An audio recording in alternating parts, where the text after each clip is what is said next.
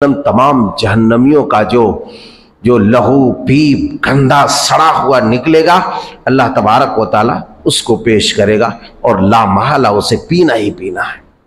لا محالہ اسے پینا ہی پینا ہے، کیونکہ اللہ نے وعدہ کر رکھا ہے، اللہ تبارک و تعالیٰ نے وعدہ کر رکھا ہے، تو وعدہ کیا ہے اللہ تبارک و تعالیٰ نے، تو اس وعدے کو اللہ ضرور پورا کرے گا۔ اور ایسے لوگوں کو جو نشہ آور چیز کھانے پینے والے لوگ ہیں، ان کو ضرور جہنمیوں کا خون پیپ اور لہو اور پسینہ پلائے گا۔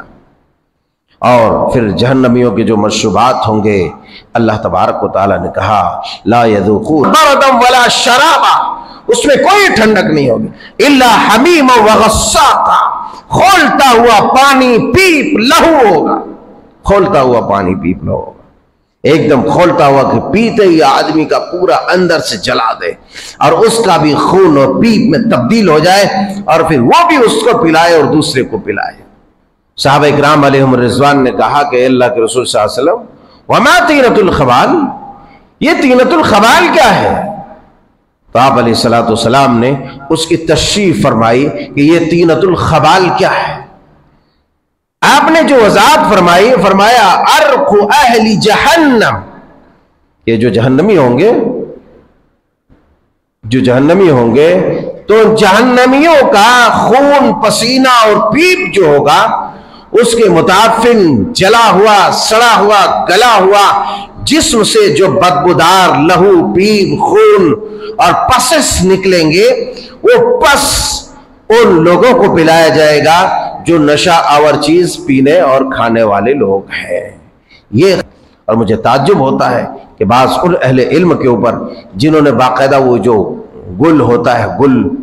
جس میں نشہ جو تمباکو کا بنتا ہے کالا والا،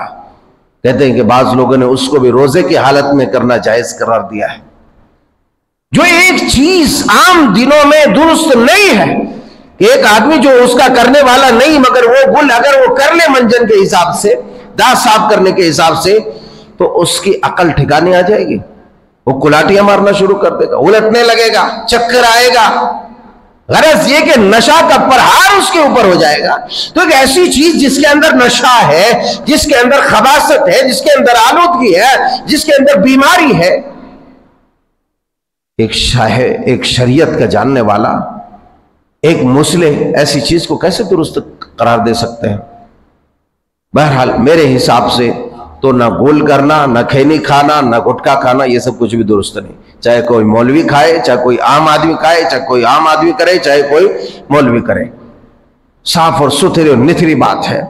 اور